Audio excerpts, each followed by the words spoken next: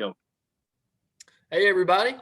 David Swor here with DJ Cox for another episode of Frenemies. And DJ, we're going to get to talk about one of the most surprising and interesting teams of 2020. And, hey, they've got the great pedigree. They've got Jeter. They've got Mattingly. So you know this team was born to win, and they proved it last year. So tell us, DJ, about the 2020 Florida Marlins. You got it, buddy. They used 37 different pitchers, David. That's what I'm going to tell you about. 37 different pitchers and 25 different position players in 2020. That is unbelievable for a 60-game season, let alone even 162 games, David. That's a crazy number. But they obviously had the COVID issues all year long. We're playing massive seven-inning doubleheader schedules and just trying to get through it the best they could. And I think we talked about this before, David, but they were literally wearing their names on their jerseys for Don Mattingly to be able to identify these guys and know who they were, because he had a bunch of guys just show up basically at his doorstep, and they were in the lineup the next day. It was crazy. And that's why Don Mattingly was the manager of the year last year. He was outstanding for them. 31-29, second place in the NL East. Nobody saw that coming. They won. This is where it gets hard for me. They won 2-0 over the Cubs in the NL wild card round, and then got swept by the Braves 3-0 in the divisional round. But what a season! To them to even make the playoffs, let alone win a series, is unbelievable. Then they ran into the best team, second best team in the National League there, and got swept. They were 17th in batting average, 17th on base, 21st in runs scored, 14th in ERA, 19th in WHIP. Bullpen was 26th in ERA and 26th in WHIP, so they just got by, man. And you were playing DH all year long and didn't know who their players were. Go Don Mattingly. That's all I got to say. I don't really know how they did it. Just unbelievable. Brian Anderson at 38 RBIs for them, and Sixto and Sandy dominated the Cubs in that 2-game series and pretty much dominated all year long. And Sixto made his debut in the show. And the Marlins had a really cool year. What did you think of it, David? Yeah, totally crazy. Again, going back to your point, Mattingly, I don't know how he did this. I really don't, because lower half of the league in basically every category except for wins. It still just boggles my mind. Like you said, they had to play basically a replacement team, for a couple weeks, which is crazy, but they made it work, and more power to them. I thought it was great. This team's interesting, DJ. Even, this year, all these young arms, man, and they've got a bunch of them. I know we're going to talk about that here in a minute.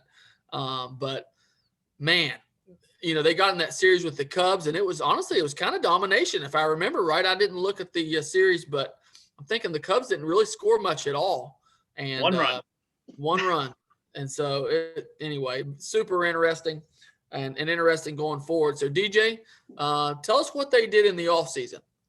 So the main one, I believe, is Adam Duvall. They got him from the Braves. He had 16 bombs and 33 ribbies last year, batted 237 with a 301 on base. He had 103 ribbies back in 2016 and 99 in 2017. He hasn't played a full season since for a lot of different reasons there. But if they can catch him going here, catch him on fire, he's going to be a nice addition to them, I think. And if he plays every day for them, he's going to drive in some runs. He's going to hit some homers. A lot of people predict him to be a breakout candidate this year, be one of the guys that shows a lot of firepower in that lineup there. They added Anthony Bass from the Blue Jays, Dylan Floro from the Dodgers, John Curtis from the Rays, Adam Simber from the Indians, Ross Detweiler from the White Sox, Sandy Leon from the Indians, and Gio Gonzalez from the White Sox. So they didn't do too much as far as big names go. I really like the Duvall signing. I think that was a good one by their part. What do you think, David?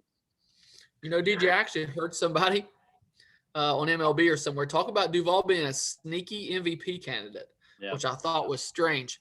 Now, we hate to admit this, but we're already 3 or 4 games in, and I saw that Duvall has already had to sit kind of in a platoon role, so it's going to be hard for that to happen. But what did he do in his one at-bat that game? Bomb. So this team's kind of made up that way, honestly. Well,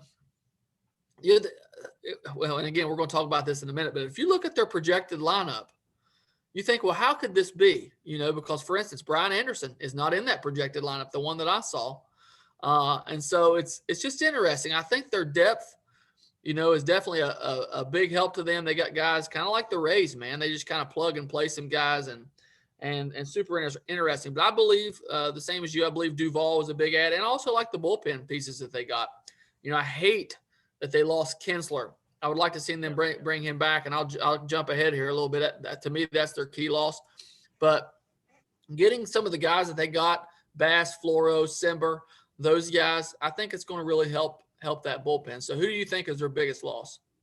Yeah, so there's a big list here. So Matthew Joyce from the Phillies, Jonathan Villar from the Mets, Francisco Cervelli, free agent, Logan Forsythe, free agent, Sean Rodriguez, free agent, Harold Ramirez to the Indians, Brian Lavarnway to the Indians as well, Brandon Kinsler, like you mentioned, to the Phillies, Nick Vincent to the Rangers, Brad Boxberger to the Brewers, Josh A. Smith as a free agent, Jose Urena to the Tigers, Jordan Yamamoto to the Mets, Robert Duggar to the Mariners, Brian Stanek to the Astros, Humberto Mija to the D-backs, Brandon Liebrant is a free agent, Sterling Sharp to the Nationals, Pat Venditel is a free agent, Alex Vicia to the Dodgers, Brian Moran to the Rays, Johan Queseda to the Cards, Caleb Smith to the D-backs, and Josh D. Smith is a free agent. I mentioned all these names, David, because like we said before, they used about 70 players last year, and a lot of these guys fell off. A lot of them are free agents now. Some of those guys were kind of pickup players off the streets. So some of those guys are gone. It's crazy, man. When you look at this list, some of these guys never even heard of. Josh A. Smith, for instance, like that guy has to go by Josh A. Smith because that's such a common name. And he has to have A as a middle initial. But I agree with you. I thought Kinsler, man, he dominated the Cubs series too. He was tough, man, and that is a big shot to their bullpen. So I agree with you on that one. I think Jonathan Villar is a good player too. I think he was a tough loss. That guy can play a nice utility role. So they didn't lose too much. Sean Rodriguez, all the coolers in the dugout are happy he's gone. So all those guys that are left, I don't think too much of those guys hurt them, but those are the two I'm going to go with. Yeah, and the Kinsler thing is a head scratcher because I can't remember what contract he got with the Phillies, but it may even been a minor league deal. And so that one makes no sense to me. He was such a big part of that team last year. I hated to see him go. So with those losses and additions, what's that lineup going to look like for this year? Corey Dickerson in left, 717, 258, 311 on base. Starling Marte in center, 4 bombs, 13 ribbies, 245, 286 on base. Jesus Aguilar at first base, 8 bombs, 34 ribbies, 277, 352. Adam Duvall right field, 1633, 237. And 301 for the Braves last year. Brian Anderson at third, 11 bombs, 38 ribbies, 255, 345 on base. Miguel Rojas at short, 4 bombs, 20 ribbies, 304, 392 on base. Isan Diaz, second base, no homers, 1 ribby, 182, 182. And Jorge Alfaro, catcher, 3 bombs, 16 ribbies, 226, 280 on base. I got Chad Wallace as a catcher on the bench. Garrett Cooper and John Birdie is battling at second base there too. So what do you think of that lineup, David? Yeah, I mean, I like it pretty well. I mean, not a lot of star power there, but a lot of guys that do some different things. And again, back to what I was saying earlier, I've seen a lineup that has Jonathan Birdie played second. I've seen a lineup that has Jonathan Birdie playing third.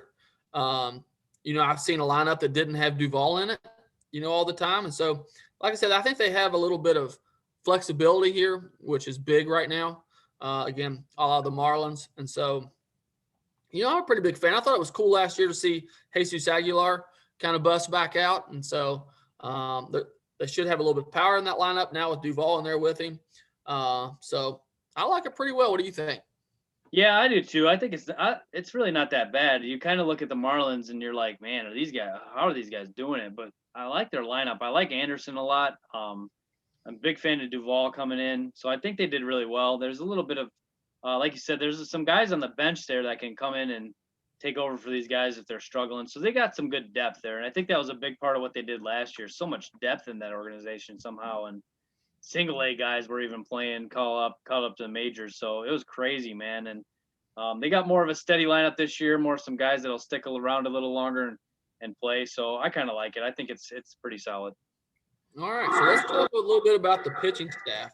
And again, this is kind of how they built this team. So, again, full disclosure, we're a few games in, and we know they've had a couple injuries here that could be, injuries that hurt. But run down that rotation for us, DJ. Sandy Alcantara, the ace, 3-2, 3 ERA with 39 Ks and 42 innings pitched last year. Pablo Lopez, 6-4, 3.61 ERA, 59 Ks and 57 innings last year. Elier Hernandez, 1-0, 3.16, 34 Ks and 25 innings last year. Sixto Sanchez, 3-2, 3.46, 33 Ks, 39 innings pitched. Not sure how he snuck down to the 4th spot on that Fangraphs thing that I had. I don't agree with that at all. Trevor Rogers, 1-2, 6-11, 39 Ks and 28 innings pitched. And Anthony Bass is your closer, David. So I'll go ahead and start with this one here. I believe that Alcantara and Sixto are a 1-2 combination that is nasty. I saw Pablo pitch the other day; he did really well as well. I love these guys, young guys in this rotation here. Hernandez, I'm going to admit I know nothing about. It's kind of surprising to see him ahead of Sixto in their rotation from what I saw there. Not sure that's true or not anymore. But Trevor Rogers and Hernandez have a little bit to prove to me, but I really like those 3 guys in there, and I think that they have a bright future if those 3 stick around and they can lock them up long term, David. So what do you think? Yeah, I totally agree. I do hate, and no offense to Anthony Bass here, but I hate that I believe a lot of these potential saves are probably going to get blown. Anthony Bass is a good pitcher and everything, but they need a closer, and they don't really have anybody else that I saw. I know they may mix and match like a lot of teams do now, but there was nothing in that bullpen that scares me at all. And I hate that for this team because, you'd like to see these young pitchers win some games. And DJ, correct me if I'm wrong, is Sixto down right now? Yeah, Sixto is down right now. I'm not sure what that is, to be honest with you. I have him on my fantasy team, and I saw not available, and I saw he got sent down, and I was like, what in the world? So I don't think it's a long-term thing. From everything I've been reading, he's going to come back really quick, but I have no idea why he's down. That's kind of weird to me. I was just reading here. It's shoulder inflammation. Now, that's not good. That can mean a lot of different things. You know what I mean? But it doesn't sound good on the surface. And I hope that's not true. I hope it's just something minor. Sixto looked to be a star. Once the playoffs came around, he was pretty well unhittable, and put him with Alcantara, and man, that, like you said, that's a great 1-2 punch. So DJ, talk a little bit about the strengths and weaknesses of this team. I'm going to go at the top of the rotation as the strengths. I already talked about that just now. The top 3 guys I think can hang with a lot of teams. And it's a tough division like we talk about a lot. So you have to have a power 3, so to speak. The Nationals have a power 3. The Marlins have a power 3, I believe, as well. So they go deep. A lot of the teams in this division go very, very solid top 3 starters. And the ones who go a little further probably are going to go a little farther. So I think it's definitely the top 3. What do you think? Yeah, I put down the rotation as well. I even like the guys towards the back end. They're just young guys. They're too dumb to know whether they're good or bad. You know what I mean? And that could be a great thing. They're just going to go out there and let it rip. And so I definitely had the rotation as a strength as well. And for my weakness, again, I hate to keep harping on it, but I'm going to go with that bullpen. I like the lineup enough. It can win some games, but there's just nobody in that bullpen that says shut down closer, or, even if you need a strikeout here or there in the middle of an inning. There's just nobody in there that I was, real impressed with. What do you think?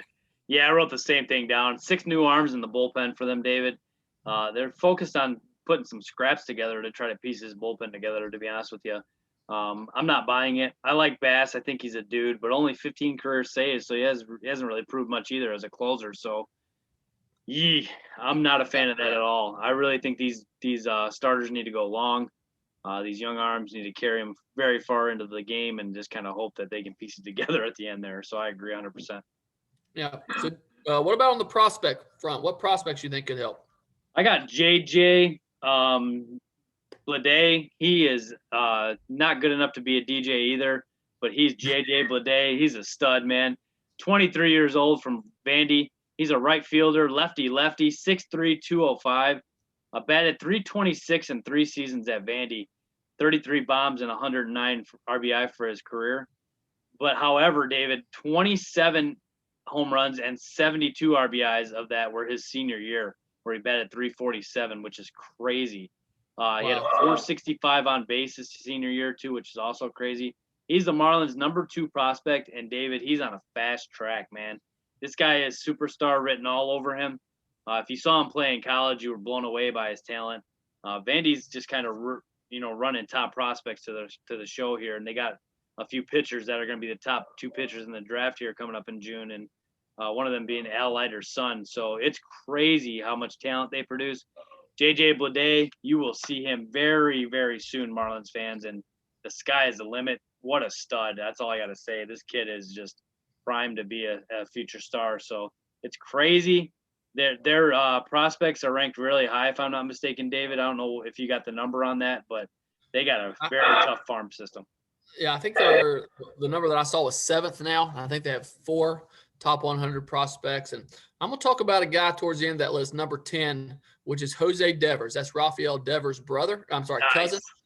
Yeah, and Yankee prospect. This guy came over in the Stanton trade. And I remember when they traded him, he was only like maybe 18. And I thought, hey, the Marlins know something on this guy. He was an international signing out of the Dominican Republic in 2016. He's got great bat-to-ball skills. He's going to hit for average. And they're projecting him right now as like a super utility type of guy. He can play all over the diamond, projects for about 15 to 20 homers. And I think this is a guy, he's at the alternate site right now. I think this is a guy that could sneak his way in there, given an injury or maybe someone struggling. I think this is a guy that could sneak his way onto the roster this year. So definitely keep an eye out for Jose Devers in the future. So, DJ, what memories do you have of the Marlins? What's your biggest memory of the Marlins?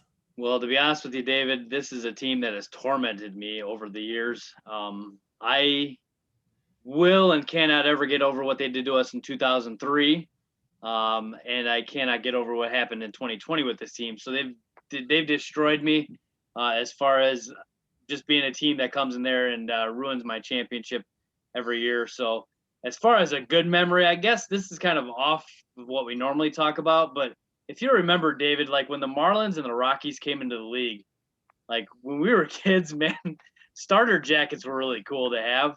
And man, I really wanted me a Florida Marlins and a Colorado Rockies starter jacket. My high school was a purple team, and the Rockies were, the first team to really become a purple team in the MLB, kind of make it a manly color, so to speak. So you could be like, man, purple's not a girl color, and we come out in our Rockies gear. And it was really cool, man. And so the Marlins is kind of the same thing. I just loved, the new logo when I was a kid, and everybody wanted to get Marlins gear for whatever reason. And I don't know if I ever got it or anything, but it was really cool, the logos. And when they came in as an expansion franchise and were like drafting players off of, teams, and it was just crazy, the team they put together, and they were somewhat okay their first few years there. And then all of a sudden they're winning World Series. So it's just crazy. In 1997, they won a World Series. And that team, to be honest with you, was absolutely loaded with talent, unbelievable talent on both those teams, really. But the 97 team was a lot of fun to watch. So what do you think, David? Yeah, I was going to go back to that 97 team, and it was loaded, man. I don't have the roster in front of me, but they had a bunch of big names on it. Kevin Brown, I think, was on that team as a pitcher, and Bobby Bonilla was on that team. I mean, like I said, I'm just shooting from the hip here, but it had a lot of guys, and even their bench was good. I think Cliff Floyd was coming off the bench back in those days. So anyway, I was going to go back to that 97 team. I definitely remember watching them in that World Series, and now looking back again, how underrated were the Indians at the time. They didn't get a lot of press, but we've talked about that on this podcast. There's several Hall of Famers on that team. And so it's amazing that the Marlins squeaked that out. But I was going to go back to that 97 team as well. They were only a franchise, I think, 4 or 5 years once they won. Yeah. And of course, then we saw what the Marlins do. They tore it down. Tore it down and kind of started all over, which what are teams doing now? I mean, I guess really that was a smart move. It was sad, but, that's what all the teams do now. They tear it down, start all over, get some draft picks, and build for a few years from now. So the Marlins were ahead of their time, I guess. It was super annoying, though. So, DJ, on that note, I've got an interesting trivia question for you that I did not know. I know I might have been jumping ahead a little bit on the trivia here. Okay. I kind of just transitioned right into it. What player did the Marlins trade to get Gary Sheffield in 1993?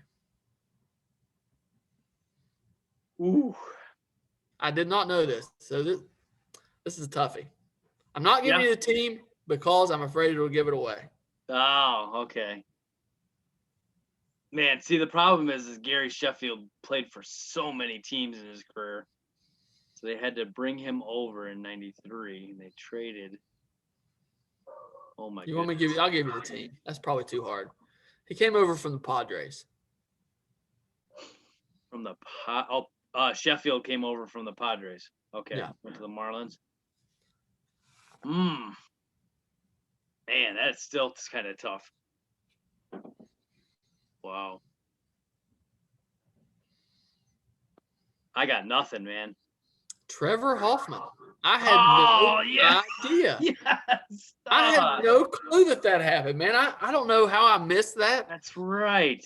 But he came over in the trade for Gary Sheffield. And of course, that's one of those deals both teams kind of won. I mean, if you win a World Series, I mean, I know Trevor Hoffman was a Hall of Famer, but pretty cool. I mean, you win a World Series within 4 or 5 years of existence. Sheffield was a big part of that.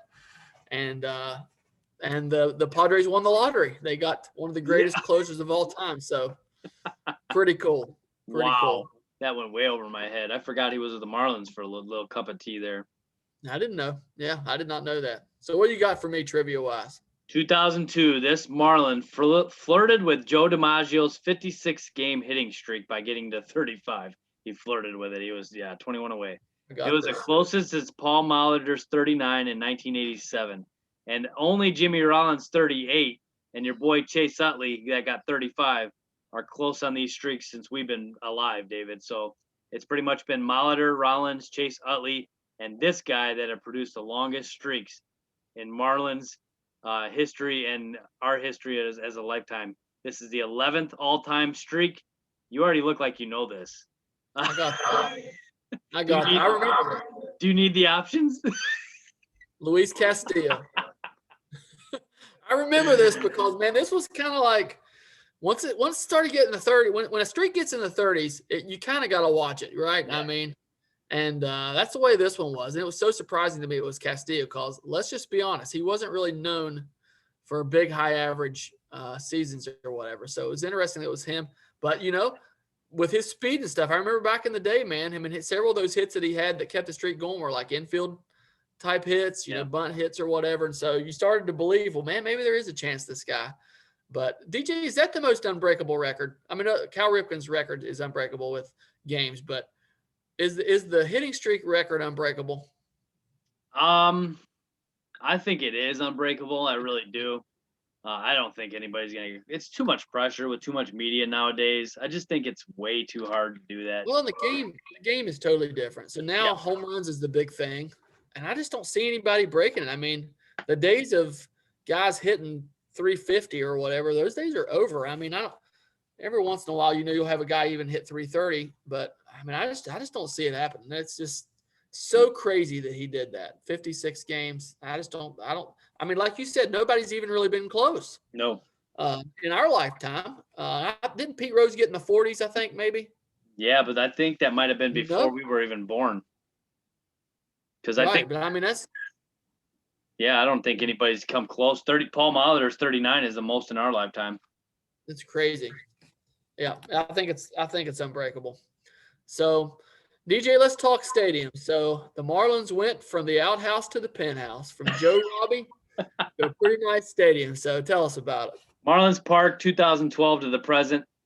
Don't know much about this one, to be honest with you. Not sure how high it is on my list. That's definitely one of those things where you go from the Miami to Tampa and do both, because you have to if you're down there.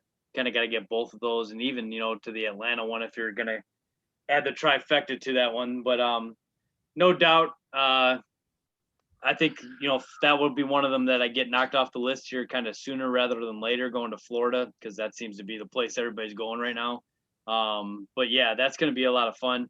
It looks pretty cool. They took that gigantic, I don't know what that thing was, where the fish kind of like Giancarlo Stanton almost broke it 100 times. I don't even know what that thing was. They took it out. They got a bunch of fish tanks in there and all kinds of stuff, but it seems to be pretty cool. What do you think? Yeah, I think it's super smart that they put the put the roof on it because, as Yeah. you know, if you've been to Florida, it rains constantly there. And I think they're having a problem getting games and stuff in. And the other thing is it's hot. Yeah. So what a great place to put a roof. And one thing I was reading today, it actually has retractable glass in left field. So you can sort of see the city. So those days where it's cooler and you don't need the air conditioning, they can actually retract that glass, which is cool. So I think the Marlins Park looks really nice. Let me ask you this, DJ. Were you a big fan of the rebrand that they did kind of a few years ago? Like the new logo and all that? No, I don't know because I don't really know what their colors are anymore. It's just so kind of weird. I don't know. They do it to change it up a lot. I mean, it's okay. I'm kind of Yeah. back and forth on it. I don't know. It's just okay. I know those colors and things are vital to that area. You know, that was part of it, but I don't know, man. I'm just not a huge fan of it. But stadium looks really cool. Definitely someplace I'd like to visit. Like you said, you got to see Tampa. I'm waiting for Tampa to get that new stadium. I've been to the Trop. It is horrible.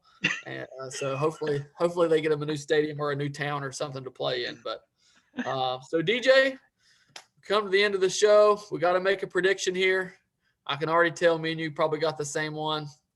Our poor Marlins are going to be in last place, aren't they, DJ? It's unbelievable because the Marlins went from second place and running the playoffs, and nobody even thinks they're going to come close this year. And it's crazy. It's kind of a more steady of a team than they were last year, and everybody's predicting them to go last. So I got them in the cellar. There's no doubt about it. It's unreal what they pulled off in 2020. Kudos to them. I just don't think they're even close to as talented as any of the other 4 teams in this division. Not even close. They could gel with that pitching and go far and get out of the cellar maybe. Very young, 3 unproven starters. Lineup is good, but not great. I just don't know how they made the playoffs and beat the Cubs. I still am baffled by it. But Donnie Baseball, tip my cap to you, but it's going to be a rough year for the Marlins this year. What do you think, David?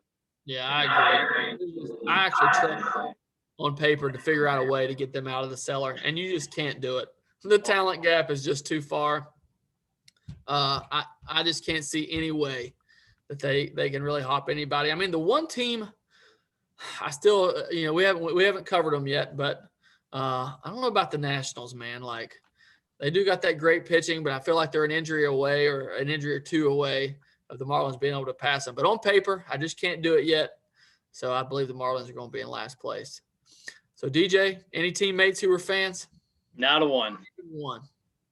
And we had a couple of people live down there. The great Rod teammate. His name's slipping me right now. Paul Peoples. Paul Peoples. He should have been a Marlin fan. But and of course, Marcus was from Miami, but like a true blue Floridian, he's a Yankee fan. So I appreciate that about him. Same with Gus, man. Gus is from Miami. Yankee fan. Come on, guys. Oh, yeah. That's right. All right. Well, I guess that wraps up this episode. DJ, again, as always, appreciate it. And please like and share our podcast. And coming up next, we have the Astros. So you guys have a good night. Have a good night, everybody.